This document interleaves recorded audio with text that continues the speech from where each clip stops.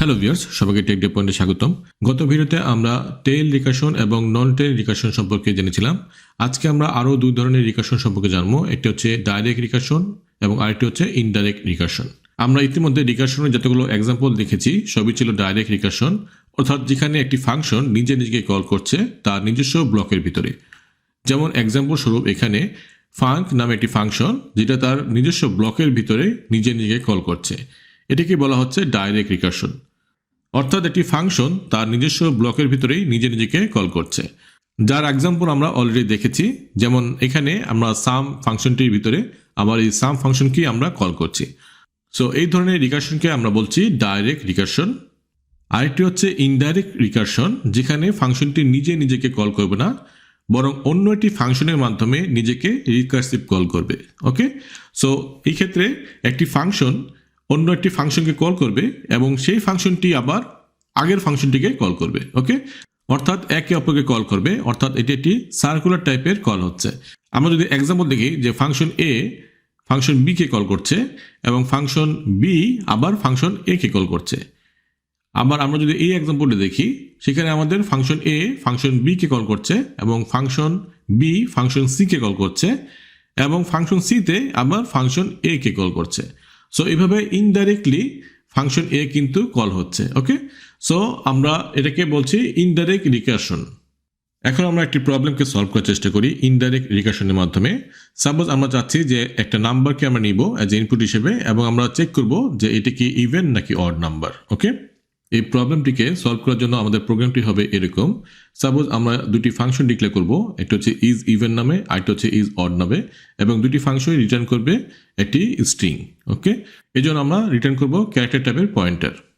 এখানে is even এই ফাংশনে বেস কেস হচ্ছে 0, অর্থাৎ এন এ ভ্যালু যখন 0 হবে তখন ইভেন রিটার্ন করবে, আর যদি এন এ ভ্যালু 0 না হয় তাহলে রিকারসিভ কেসে যাবে এবং সেখানে ইজ অড এই ফাংশনকে কল করবে এবং এক্ষেত্রে এন এ ভ্যালু 1 কমে যাবে। সো ইজ অডে আবার ঠিক সেমভাবে এন এ ভ্যালু হচ্ছে 0 পারে, সেটা হচ্ছে বেস কেস। সো সেক্ষেত্রে অড রিটার্ন করবে, আর তা না হলে আবার রিটার্ন করবে কি ইজ ইভেন, অর্থাৎ ইজ ইভেন ফাংশনকে আবার কল করবে। সো সেই ক্ষেত্রেও কিন্তু এন এ ভ্যালু 1 কমে যাবে। সো এইভাবে করে প্রত্যেকবারই এন এ ভ্যালু কমবে এবং যখন যেই ফাংশনে যে এন এ ভ্যালু আমাদের 0 পাবে সেখানে সেই ফাংশনের যে ভ্যালুটা অর্থাৎ ইভেন অথবা অড সেটা আমাদের রিটার্ন করবে। সো এই প্রোগ্রামটি কিভাবে কাজ করছে এখন আমরা দেখি। সাপোজ আমরা বের করতে যাচ্ছি 5 ইভেন নাকি অড। ওকে, সো আমরা ইজ ইভেন ফাংশনটি কল করলাম এবং 5 আমরা অ্যাজ এ প্যারামিটার হিসেবে পাস করলাম। সো ইজ ইভেনে এন এ ভ্যালু তাহলে 5 পেল এবং যেহেতু এন এ ভ্যালু তখন 0 না, সো এটি কল করবে ইজ অডকে। সো তখন এন এ ভ্যালু হয়ে যাবে 4। ওকে, সো ইজ অড 4 যখন কল হবে তখন কিন্তু আবার ঠিক একইভাবে এন এ ভ্যালু 0 না, সো তখন ইজ ইভেন কল হবে এবং এন এ ভ্যালু হয়ে যাবে 3। সো এইভাবে করে একে অপরকে কল করবে এবং যখন এন এ ভ্যালু 0 হয়ে যাবে, এভাবে কমতে কমতে আমাদের দেখতে পাচ্ছি যে আমাদের ইজ অডের যে কিন্তু এন এ ভ্যালু 0 হয়ে যাচ্ছে। সো এই ক্ষেত্রে আমাদের রিটার্ন করবে কি অড। তারপরে ব্যাকট্র্যাকিং করে প্রতিটি ফাংশনে এই অড স্ট্রিংটি রিটার্ন হবে এবং লাস্টে আমাদের রেজাল্টে চলে আসবে অড এই স্ট্রিংটি।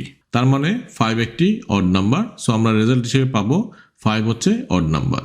এখন আমরা কোড বক্সে এই প্রোগ্রামটিকে রান করব এবং দেখব যে আমাদের আউটপুট ঠিক আছে কিনা। সো এখানে আমরা ফার্স্টে কিন্তু ডিক্লেয়ার করে নিব, অর্থাৎ এই ইজ অড এবং ইজ ইভেন এই দুটি ফাংশনকে আমরা ডিক্লেয়ার করে নিব। তাহলে যেহেতু একটি অপরকে কল করছে, সো এক্ষেত্রে আমাদের এরর আসতে পারে। সো আমরা এটাকে ডিক্লেয়ার করব, তারপরে আমরা এই ফাংশনগুলোকে আমরা এখানে ইমপ্লিমেন্ট করব। ওকে, সো এখন যদি আমরা এটাকে রান করি তাহলে আমরা দেখব যে 5 হচ্ছে একটি অড নাম্বার, এটা আমাদের রেজাল্ট আসবে। সো আমরা রান করলাম, সো এখানে আমরা দেখছি যে 5 ইজ অড। ওকে, সো যেহেতু আমরা এখানে অড লিখেছি তাই আমাদের অড আসতেছে। সো আমরা এখানে যদি ইভেন নাম্বার লিখে দিই সো এটা ভালো হয়। ওকে, সো এখন যদি আমরা এখানে সাপোজ 15 দিলাম বা 10 দিলাম, সো এখন যদি আমরা এটাকে রান করি তাহলে আমরা দেখবো এটা হচ্ছে even number. Okay, 10 is even number. এখন আমরা এই ইনডাইরেক্ট রিকারশন কীভাবে কাজ করছে একটু ভালোভাবে বোঝার জন্য আমরা ডিবাগ করি। সো আমি এখানে ব্রেক পয়েন্ট দিলাম এবং আমি এই ডিবাগিংটা চালালাম। এখানে আমরা এখন পাচ্ছি নামের ভ্যালু 5 এবং রেজাল্টে আমরা পাচ্ছি একটি অ্যাড্রেস, যেহেতু এটি একটি পয়েন্টার। সো এখন আমরা স্টেপ ইনটু দিব, তাহলে আমাদের এন এ ভ্যালু চলে আসলো 5, যেহেতু এটা 0 না, সো আমাদের পরবর্তী এখানে যাবে এবং আমাদের ইজ অড এই ফাংশনটি কল হবে। সো এখন আমাদের এন এ ভ্যালু কত হবে 4 হয়ে যাবে। সো ঠিক একইভাবে আবার ইজ ইভেন কল হবে এবং এন এ ভ্যালু এখন 3 হয়ে যাবে। ওকে, সো এখানেও আমাদের কিন্তু এন এ ভ্যালু এখন 3। সো আবার আমাদের ইজ অড এটা কল হবে এবং এন এ ভ্যালু এখন 2 হয়ে যাবে। সো ইজ ইভেন এখন কল হচ্ছে, এখন এন এ ভ্যালু 1 হয়ে যাবে এবং ঠিক একইভাবে আবার ইজ অড এটা কল হবে এবং এখন কিন্তু আমাদের এন এ ভ্যালু 0 পেয়ে গেল এবং তাহলে আমাদের রিটার্ন করবে কি, এটা হচ্ছে একটা অড নাম্বার। সো আমাদের এখানে ঢুকলো এবং অড নাম্বার রিটার্ন করবে। এখানে একটা খেয়াল করার বিষয় আছে যে আমাদের কিন্তু এখন ব্যাক ট্র্যাকিং হবে, যেহেতু ফাংশন দুটি একে অপরকে কল করছে এবং প্রত্যেকটা ব্যাক ট্র্যাকিং হয়ে আমাদেরকে বারবার ভ্যালু রিটার্ন করতে থাকবে। ওকে, সো আমরা লাস্টে রেজাল্টে পেয়ে যাব অড নাম্বার। তাহলে আশা করি আমরা বুঝতে পেরেছি যে কিভাবে আমাদের ইনডাইরেক্ট রিকারশন ফাংশন কাজ করছে। সো আজকের জন্য এটুকুই, দেখা হবে নেক্সট ভিডিওতে। আজকের জন্য আল্লাহ হাফেজ।